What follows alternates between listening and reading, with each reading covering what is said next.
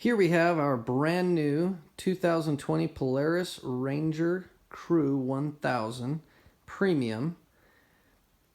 And it's time to check the oil in it. I didn't even check it at the dealership in Oklahoma when we bought it at Jones Off-Road. And we've put a couple miles on it, goofing around here in the neighborhood and on the hillside. And I'm going to follow the instructions given by Polaris in the owner's manual to check the oil in the engine crankcase right now.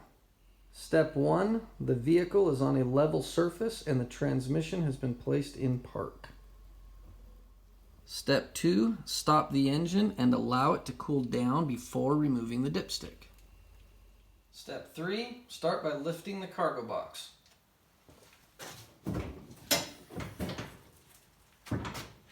The instructions call for you to allow the motor to cool, and here's the reason why.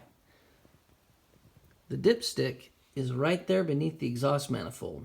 Not a problem if the motor's cool. A big problem if you touch that sucker with your knuckle and the exhaust manifold is hot. So the next step is I'm going to put the phone down, reach back in there, and pull out the dipstick.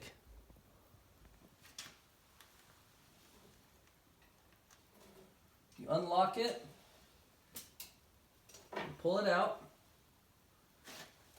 and then wipe it dry with a clean cloth. Clean rag, which is what I have here. Now you reinsert it all the way, push it into place, but do not lock it. Remove it again, and check the level. And as I'm looking at it, I get a little reflection in the light. I can see that it's right where it needs to be. I don't know if you can see that, but it's right on. So I now know that my motor oil level is good, and I can continue to play with my family in this machine. Reinstall it back into place. Push it firmly down in to the tube, and then lock the lever in place.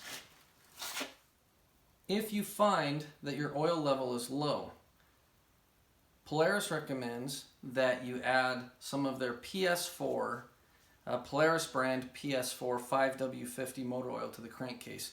You do that while the bed is up and you have access to the oil filler cap right here on the top of the motor. When you're all done checking the oil level, you know that it's good.